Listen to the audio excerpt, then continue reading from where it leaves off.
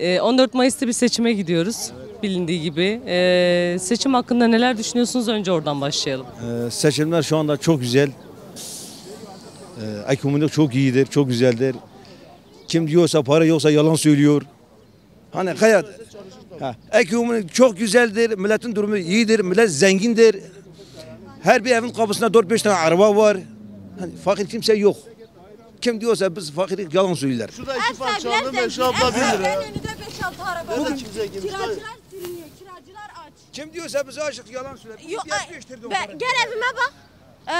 Demek yok sende var. Kiracılar sürünüyor burada.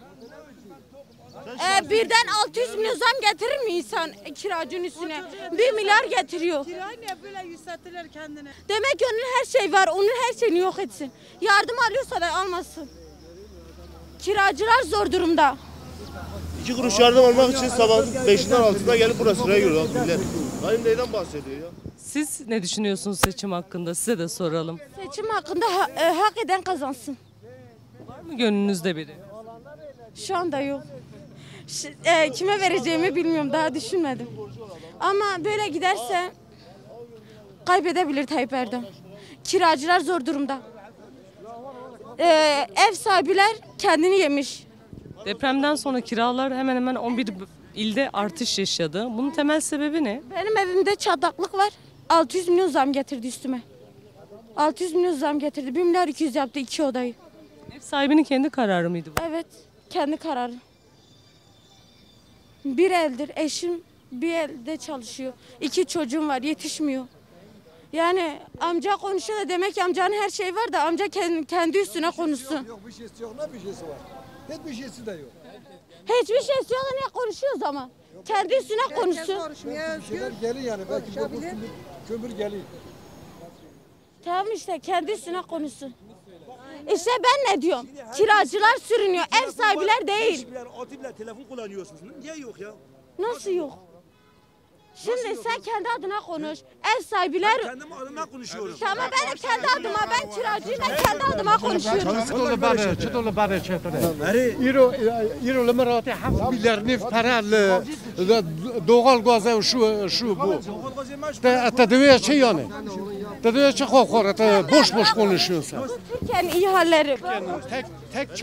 Tek çaresi Kılıçdaroğlu'nun Cumhurbaşkanı olmasıdır. Başka bir çaresi yoktur. Başka çaresi yoktur. Hepimiz acız. Kim söylüyorsa diyor ki ben burada tokum, o adam yalan söylüyor. O adam yalan söylüyor. Çalmaktan başka hiçbir şeyleri yoktur bu hükümetin. İsterse gelsin beni şimdi yakalasın götürsün.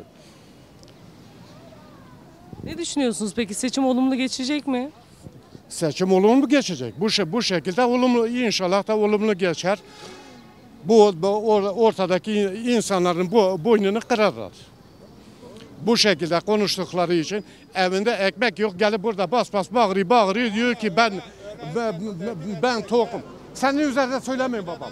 Senin üzerine söylemiyorum. Eğer particiysek güzelce Tehdit değildir. Bu tehdit değildir. Bu tehdit değildir. Bu tehdit değildir. Tehdit değildir babam. Tehdit değildir. Nasıl tehdittir? Sen tok musun? Ben tokum. Sen de aşların şeyin var mı? Haberin var mı? Haberin yok. Açgözlülük var bizde. Nasıl açgözlülük var? Nasıl var? Açgözlülük herkesin evinde dedik ya adam. Nasıl herkesin evinde var?